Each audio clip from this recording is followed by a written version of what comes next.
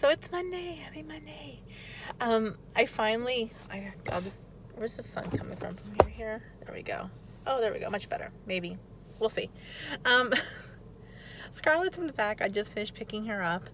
It's starting to drizzle, so I figured I'd finally make an update video on the my breast milk supply, replenishing my stash, my frozen stash, and just a general update on her tongue tie clipping fix, whatever. So it's been about 6 weeks, roughly. I guess tomorrow will be 6 weeks. April 1st is when we did it. I watched a few minutes of the initial video, and you could tell I'm still emotionally not recovered from the drop, and having to just deal with it. I still wasn't confident in my breast supply, my milk supply. I'm happy to report back that all my efforts, I was able to, up to, God, I can't even talk, I'm so tired. I've been able to replenish 84 ounces worth of breast milk since April 1st. Bless you. She's at the back. And she's crawling and she's teething. So, that's been 6 weeks worth. I'm away from her approximately 9 hours out of the day because I work full time, Monday through Friday. I retweaked my initial plan going forward on how I was going to replenish it. Initially, I was going to Thursday night, whatever I had pumped Thursday, that was going to go into the freezer stash, and then I was going to feed her Fridays because I'm with her on Fridays, just because my husband's off that day, so she's at home to where I'm able to nurse her, and then I was going to still pump at that point 3 times a day while I was at work, and then start working on Monday stash. I know it sounds a little like feel like I have to write it down. But that seemed too stressful. On Fridays, our schedule rarely worked out. I don't have a set schedule for her. We basically play it as it goes along. So she does eat every 4 to 5 hours, but it's not like, okay, at 8 o'clock she's gonna eat, and then at 12, and then it's not, we don't do it that way. We basically, whenever she eats, we see whatever her last feeding was, and then we'll, play it, the 4 hours into the future, and then kind of do it that way. So it's not like she is hungry at every 12 o'clock on Fridays when I take my lunch. That's just not the way it works out. So it was stressful trying to get her to eat at 12 when she really wasn't hungry. So, my husband ends up, I dropped doing that. He feeds her on Fridays.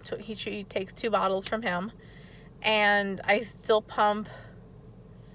At this point, I'm still pumping my regular schedule, but the way I'm tweaking it is, I know this just sounds like words. If you just stumbled upon this video, I have no idea what I'm talking about. It sounds really just words, but hopefully someone who is dealing with replenishing their milk supply, dealing with a low drop or a drop in their supply, knows what I'm talking about, and just knows the struggle of having to keep up with the milk supply when you're at work, and making sure she has enough for the following day. So on Fridays when I'm pumping, I make sure that Friday milk is for Monday. So this is where I tweaked it. I was freezing Fridays and then pumping Saturday and Sunday for Monday, but that was too stressful because I don't know what's happening on Saturday and Sunday. Sometimes we're at home all day, and that's cool. Sometimes we're out and about, and I can only get a morning pump and an evening pump. So it was just too stressful and too just So I ended up saving Friday's milk for Monday, and then anything that's over the 10 ounces on Friday gets immediately dubbed as freezer stash. And then I'll pump Saturday and Sunday, and then whatever I pump throughout those 2 days also gets saved into the freezer. And I'm trying to make sure it's in 6-ounce increments, just because it's easier to track, which I've learned. It's easier to count. Before, I was just freezing them as I pumped. So if I had 2 ounces, I'd freeze 2 ounces. If I had 4.5 ounces, and it just calculating, it was just over the top. So this works out a little bit easier. I have 84 ounces in my freezer. Her tongue is doing great. You can't even tell that anything was wrong. We had initially delayed baby food just because it was about 2 days before her 6 months, before she turned 6 months, which we anticipated on giving her baby food then, and then all this happened, so we delayed it just to make sure my supply came back up. We started her on baby food maybe about 3 weeks after or so. She's doing good. We are eating baby foods off of the Clean Label Project website, which basically is a third-party, lab that tests the baby food for metals and that sort of thing, even the organic ones. So we're just eating off of the 5-star ones on there, which I had wanted to make her own baby food, but we decided to just start off with that. There she is grunting and playing with her book. I want to do a follow-up video on the items or the supplements that I took while I was trying to bring up my supply. Some reviews on that.